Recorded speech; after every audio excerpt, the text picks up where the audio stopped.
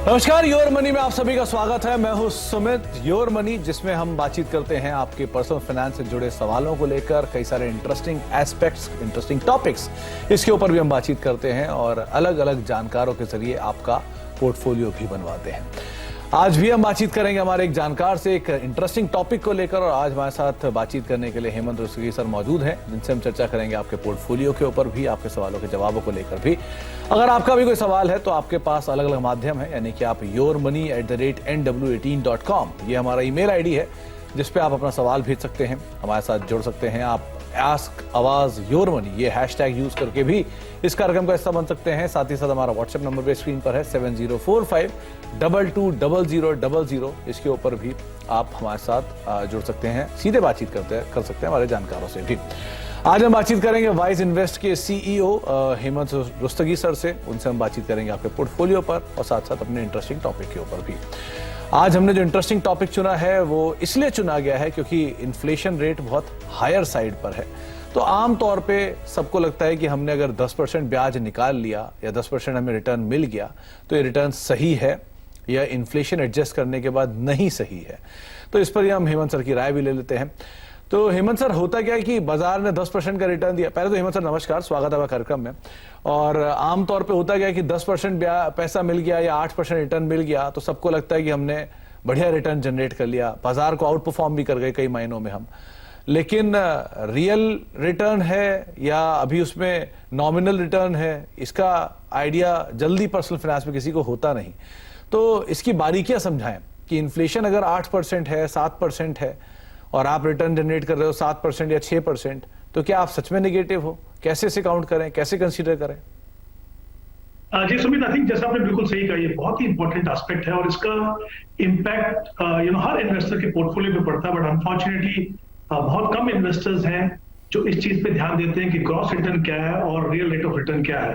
I think ये किसी भी इन्वेस्टर के लिए समझना बहुत जरूरी है। और शायद हमारे देश में मैं कह सकता हूँ कि ज्यादातर इन्वेस्टर जो है उनका फोकस ग्रॉस रिटर्न पे होता है, या जैसे आपने कहा कि नॉमिनल रिटर्न पे होता है। और वो एक बेसिक अंडरस्टैंडिंग के लिए समझते हैं कि जब आप एक, मान लीजिए, बैंक पे जाके एक बैंक एफडी करते हैं और आपको 7 या 8% का इंटरेस्ट मिला, तो आप उसको देख के अपना इन्वेस्टमेंट डिसीजन करते हैं। जो आपकी बैंक पे जाके एक बैंक एफडी करते हैं और आपको 7 या 8% का इंटरेस्ट मिला, तो आप उसको देख के अपना इन्वेस्टमेंट डिसीजन करते हैं जो आपकी ग्रॉस रिटर्न है। लेकिन देखिए होता क्या है, रियलिटी में क्या होता है, मैं ट्रेडिशनल ऑप्शन की बात इसलिए कर रहा हूं क्योंकि मार्केट लिंक प्रोडक्ट हो या मार्केट हो, वहां तो बाद में आपको पता चलेगा कि कितनी रिटर्न आपको मिली। बट अपफ्रंट अगर आपको देखना है समझने के लिए, तो ये एक सही एग्जांपल होगा। तो मान लीजिए आपको 7 या 8% का इंटरेस्ट मिला, आपका 1 लाख जो आपने इन्वेस्ट किया वो बढ़ के 1,08,000 हो गया। 1 साल के बाद अगर हम लॉन्ग टर्म एवरेज पकड़े, इन्फ्लेशन, महंगाई दर जिसको हम बोलते हैं, वो भी 7% है।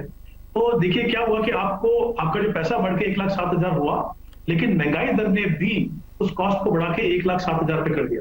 तो हुआ क्या कि जैसे आपने इन्फ्लेशन को कंसिडर किया, आपने देखा आपकी रिटर्न जो है वो 0 है। लेकिन एज एन इन्वेस्टर आपके लिए वो यहीं पे खत्म नहीं होता, उसके बाद आपको इसके ऊपर टैक्स पे करना है। अगर आप हायर टैक्स ब्रैकेट में है, मान लीजिए 30% में है, तो आपने अगर तकरीबन आपने 2.2% टैक्स दे दिया, तो बाकी कितना बचा आपको 104.80। तो देखिए अभी क्या हुआ कि महंगाई दर बढ़ के 107, 108 के ऊपर चली गई, लेकिन जो आपके पैसे की जो रियल वैल्यू है, जिसमें हमने इन्फ्लेशन निकाला, जिसमें से हमने टैक्सेस निकाले, तो वो देखिए वो उससे कम हो गई। इसका मतलब क्या हुआ कि आपका पैसा जो है वो नंबर्स में तो बढ़ा 1 साल के बाद, जो आपने सेक्रीफाइस किया 1 साल पैसे को इस्तेमाल ना करके, उसकी आपको रियल वैल्यू नहीं मिली, क्योंकि आपकी जो पैसे की रियल वैल्यू है वो 1 साल बाद उससे कम हो गई। हमारे देश में, जैसा मैंने पहले भी कहा, कि ज्यादातर इन्वेस्टर जो है वो ट्रेडिशनल ऑप्शन में इन्वेस्ट करते हैं। उसका कारण यही है कि वो सिर्फ जो ग्रॉस रिटर्न को देखते हैं, ताकि रियल रेट ऑफ रिटर्न को। जबकि as a long term investor आपको हमेशा ये देखना है कि इन्फ्लेशन के बाद, टैक्सेस के बाद, या अगर कुछ कॉस्ट है, अगर आप किसी फी बेस्ड एडवाइजर के पास हैं, आपकी जो कॉस्ट है वो निकालने के बाद क्या आपने कुछ पैसा कमाया, उसको हम रियल रेट ऑफ रिटर्न कहते हैं। और वो किसी भी निवेशक के लिए वो जानना बहुत जरूरी है। हेमंत सर, आप दशकों से पर्सनल फाइनेंस को समझ रहे हैं, देख रहे हैं, आप क्लाइंट्स को इतने सालों से कुछ ना कुछ रिकमेंड कर रहे हैं, उनके पोर्टफोलियोज बना रहे हैं। तो 2 सवाल मैं पूछना चाहूंगा। पहला, एक आइडल क्या इन्फ्लेशन रेट मानकर चलना चाहिए किसी भी निवेशक को अपने पोर्टफोलियो को बनाते समय कि इतना रिटर्न के ऊपर उसको अगर मिले तो उसके लिए वो फीजिबल बैठेगा, पहला। दूसरा, क्या जो पिछले इंटरेस्ट रेट सिनेरियोज थे, यानी कि आज से 2 साल पहले जिन्होंने अपना पैसा किसी एफडी में कराया है, किसी ऐसे इंस्ट्रूमेंट में कराया जहां पे 5 से 7% के आसपास का रिटर्न आ रहा है, और उस समय पर क्योंकि इन्फ्लेशन हायर साइड पर था और ब्याज दरें नीचे की तरफ थी, तो उस समय पर जिनका पैसा लगा है वो अब तक रियल रिटर्न नहीं जनरेट कर पाए? क्या नॉमिनल में ही चल रहा है अभी तक वो? हाँ देखिए, आई थिंक दोनों के दोनों सवाल जैसे बहुत आपने पूछा वो बहुत ही इम्पोर्टेंट है। अगर हम सेकंड क्वेश्चन की पहले बात करें यहाँ पे कि क्या होता है कि हमने अगर एक बार एफडी कर लिया, 4-5 साल के लिए कर लिया, 3 साल के लिए कर लिया, तो फिर यूजुअली हम उसके बाद उसको देखते नहीं है। हम इंटरेस्ट रेट मूवमेंट नहीं देखते, हम ये नहीं देखते कि हमारे पास कोई अपॉर्चुनिटी है आगे जाके जहाँ पे हम बेहतर रिटर्न ले सकें। तो कहीं ना कहीं आई थिंक एक्टिवली अपने पोर्टफोलियो को थोड़ा सा मैनेज करने की जरूरत है, चाहे आप ट्रेडिशनल ऑप्शन में हो, ऑफकोर्स मार्केट लिंक प्रोडक्ट में अगर है वहां पे तो आपके पास काफी सारी फ्लेक्सिबिलिटी भी रहती है, आप उसको करते भी हैं। आई थिंक ये बहुत ही इंपॉर्टेंट है ये एस्पेक्ट कि देखते रहें कि आपका जो स्पेशली जहाँ पे जिनका असर इंटरेस्ट रेट का आपके इन्वेस्टमेंट पे पड़ता है उसको आप देखें। दूसरा, जैसा आपने कहा कितना इन्फ्लेशन हम मान के चले, देखिए वो डिपेंड करता है। अगर हम जनरल इन्फ्लेशन की बात करें तो हम 7% की एवरेज ले सकते हैं। अगर आपका गोल बच्चों की एजुकेशन का है मान लीजिए, तो जो वहां पे जो इन्फ्लेशन है वो कहीं ज्यादा है, तो 10 या 12% आपको लेके चलना होगा। तीसरी बात, अगर आप मान लीजिए बच्चों को एजुकेशन के लिए बाहर भेजना चाहते हैं, कहीं ना कहीं आपको वो रुपी डेप्रिसिएशन भी देखना होगा। तो डिपेंड करता है कि आपके गोल्स, अगर आप रिटायरमेंट की बात करें तो मे भी आप 7% का इन्फ्लेशन लेके चल सकते हैं। और ये इसलिए इंपॉर्टेंट है कि अगर आप इन्फ्लेशन को कंसिडर नहीं करेंगे तो आप देखेंगे कि 15-20 साल इन्वेस्ट करने के बाद, क्योंकि आपने ऐसा पोर्टफोलियो नहीं बनाया जहां पे आप इन्फ्लेशन को बीट कर सको, तो आप देखेंगे कि बहुत बड़ा गैप होगा जितना पैसा आपको जरूरत होगी और जितना आप एक्यूमुलेट करेंगे। तो बहुत ही इंपॉर्टेंट है रियल रेट ऑफ रिटर्न कमाने के लिए कि इन्फ्लेशन पे ध्यान दें। इक्विटी आपके पोर्टफोलियो का इंटीग्रल पार्ट होना चाहिए।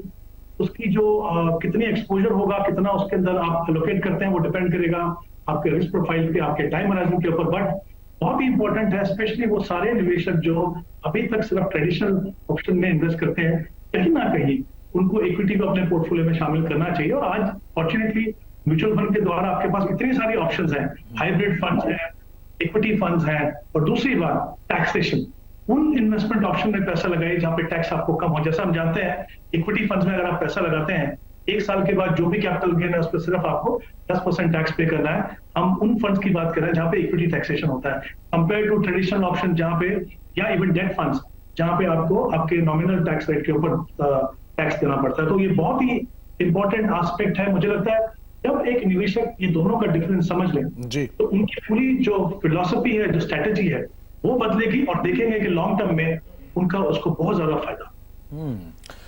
तो सारे एस्पेक्ट आपके सामने रखे हेमंत सर ने, साफ सरल तरीके से समझा दिया कि आपके लिए क्यों जरूरी है अपनी ब्याज दरों के साथ साथ अपने इन्फ्लेशन को समझना भी और टैक्सेशन को समझना भी, तभी आप उसकी रियल वैल्यू समझ पाएंगे। अब सवाल जवाब का सिलसिला शुरू करते हैं और चलते हैं नासिक हमारे पहले दर्शक के पास। अमोल जी हमारे साथ मौजूद है बातचीत करने के लिए। अमोल सर नमस्कार, क्या सवाल है आपका? हाँ नमस्कार सर। नमस्कार सर, मेरा अभी एक्सिस ब्लू चिप फंड में 2000 का SIP है, मेरा एसेट में 5000 का है, निपॉन फ्लेक्सी कैप में 2000 का है, और SBI ब्लू चिप में 6000 और SBI स्मॉल कैप में 2000 का SIP है सर। ओके। तो मुझे आगे आने वाले 15 या 10 या 15 साल में 1 करोड़ का लक्ष्य है, तो ये अचीव हो पाएगा या नहीं? तो आपका एग्जिस्टिंग पोर्टफोलियो जो है वो 6 लाख के आसपास का, राइट? हाँ। ओके। हेमंत सर 15 साल के लिए ये 1 करोड़ का लक्ष्य साध के चल रहे हैं और इन्होंने अपनी SIP की वैल्यू बताई और 18,000 रुपए की SIP भी इनकी चल रही है। 6 लाख का एग्जिस्टिंग पोर्टफोलियो है, तो थोड़ा इंक्रीमेंटली अगर यूज करें तो शायद अचीव कर लेंगे, क्या कहते हैं आप?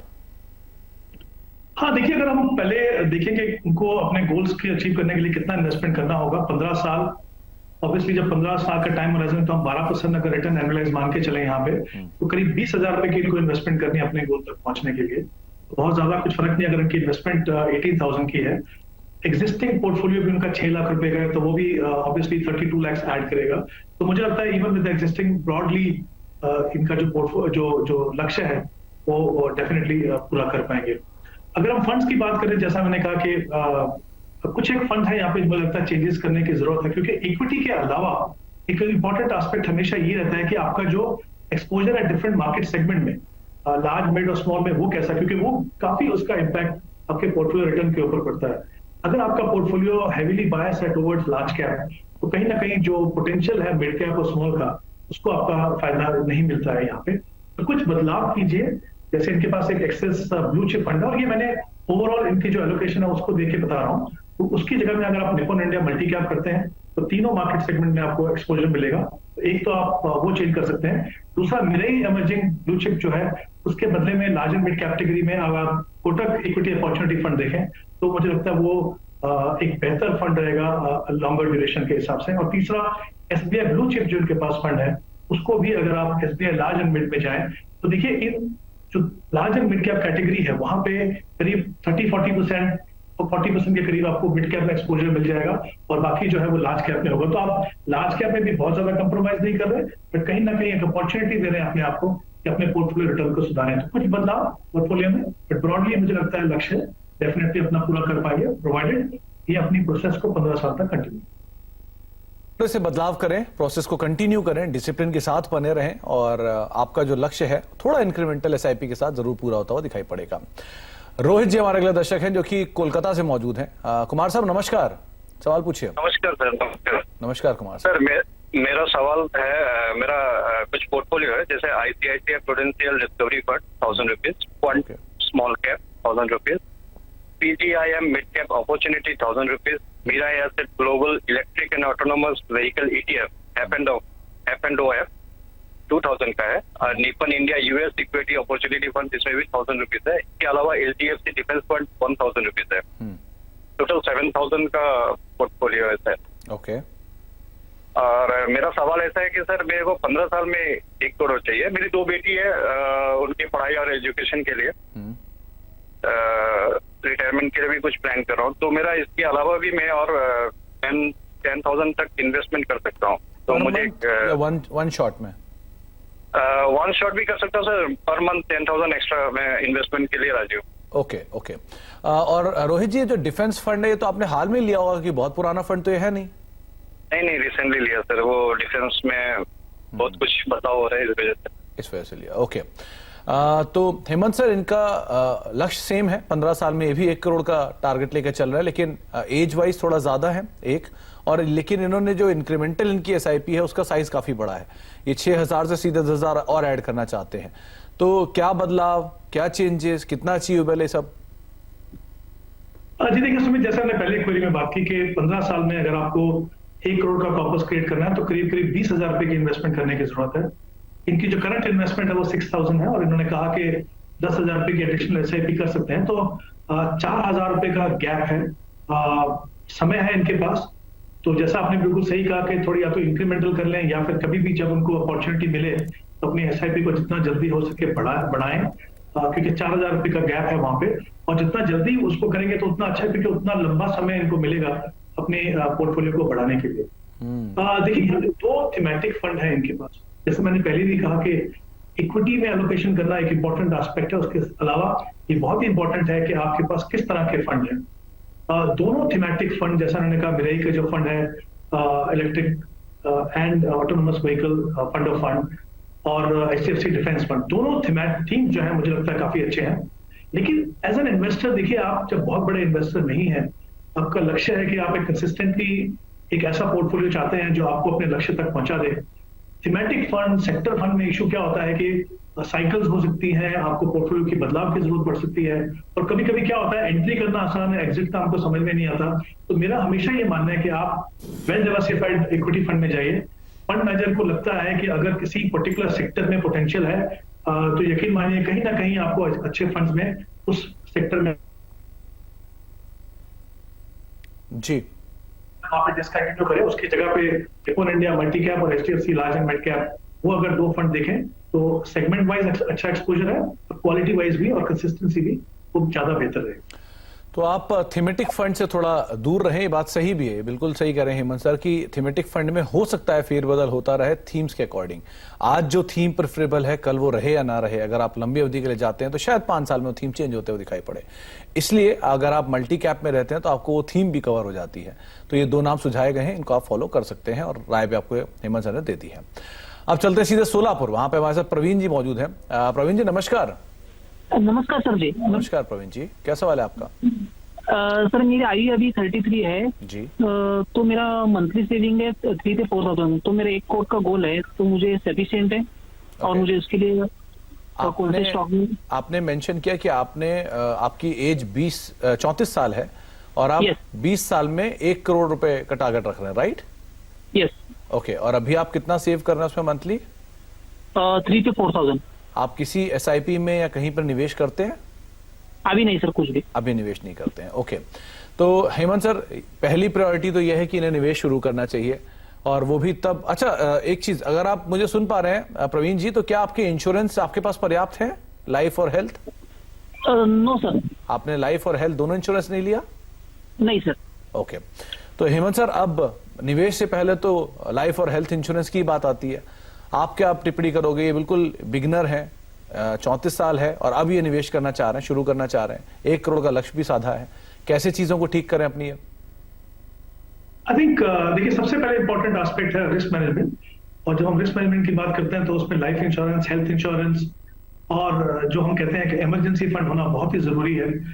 उसका फायदा यह है कि देखिए, जो भी कोई भी फाइनेंशियल एक्सीडेंसी है तो वो इमरजेंसी फंड आपको मदद करता है, और अगर कुछ भी रिस्क हो आपकी लाइफ या हेल्थ को, जिसका काफी बड़ा इम्पैक्ट जो है उन लोगों पे पड़ सकता है जो आपके ऊपर फाइनेंशियल डिपेंडेंट है, पहले मुझे लगता है वो एस्पेक्ट को कवर करना बहुत ही इंपॉर्टेंट है।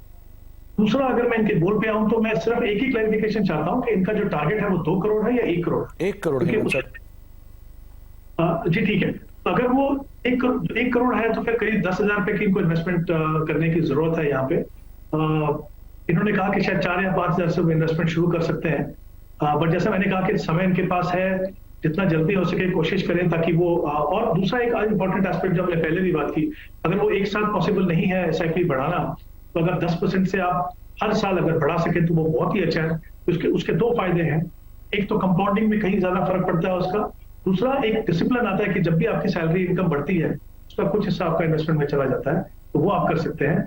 क्योंकि यहाँ पे मुझे लगा था कि शायद 2 करोड़ है उनका, तो मैंने सोचा था कि 4 फंड इनके लिए सही रहेंगे, बट अगर ये 10,000 रुपए इनके इन्वेस्टमेंट करनी है तो फिर 2 या 3 फंड ही ठीक रहेंगे उनके लिए। तो जैसे निपन इंडिया मल्टी कैप, जिसके बारे में हमने पहले बात की, वो एक पारंपरिक फ्लेक्सी कैप फंड, जिसमें कुछ एक्सपोजर इनको यूएस मार्केट का भी मिलेगा। तीसरा फंड हो सकता है कोटक इक्विटी अपॉर्चुनिटी फंड, जो लार्ज एंड मिड कैटेगरी का बहुत ही अच्छा फंड है। तो ये 3 फंड अपने पोर्टफोलियो में रखिए, अपनी इन्वेस्टमेंट से शुरुआत कीजिए और जितना जल्दी हो सके उसको बढ़ाइए ताकि आप अपने लक्ष्य तक पहुंच। तो सर, सबसे पहले तो आप अपने जो रिस्क मैनेजमेंट है उसे करें, यानी कि आप इंश्योरेंस खरीदिए दोनों तरह के। आपके लिए लाइफ इंश्योरेंस और हेल्थ इंश्योरेंस पहली प्रायोरिटी आपकी। सेविंग्स के लिए एक अपना इमरजेंसी फंड बनाइए, इसके बाद आप निवेश की तरफ जाइए। और निवेश करना चाहते हैं तो ये सामने विकल्प आपके सामने है, 10,000 रुपए के आसपास की एसआईपी करेंगे तो आपका लक्ष्य इजीली 20 साल में अचीव होता हुआ दिखाई पड़ सकता है। एक ब्रेक का वक्त हो गया, ब्रेक के बाद लौटेंगे। हेमंत सर बने हुए हैं आगे, उनसे आगे भी बातचीत करेंगे। कुछ और दर्शक भी हैं, उनसे भी हम सवाल लेंगे एक छोटे से ब्रेक के उस पर।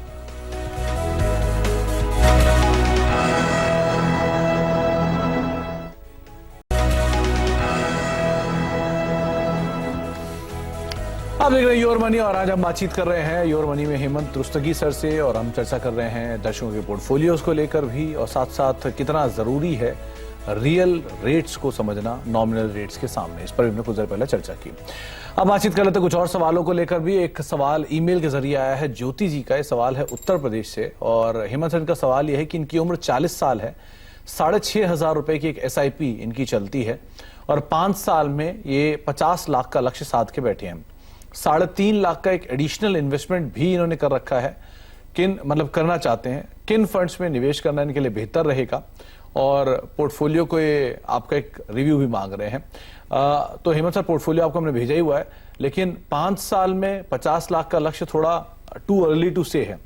आप क्या टिप्पणी करना चाहोगे इसके ऊपर? देखिए, टारगेट बड़ा है और समय कम है, तो जाहिर सी बात है कि जो इन्वेस्टमेंट अमाउंट है वो काफी ज्यादा होगा। अगर 5 साल में इनको अपने टारगेट तक पहुंचना है तो करीब 60,000 रुपीज की एसआईपी करनी होगी। अभी जो उनकी करंट एसआईपी है वो करीब 6,500 की है, तो which is just may be around 10% जो उनकी इन्वेस्टमेंट की जो जरूरत है। तो कहीं ना कहीं बहुत बड़ा गैप है।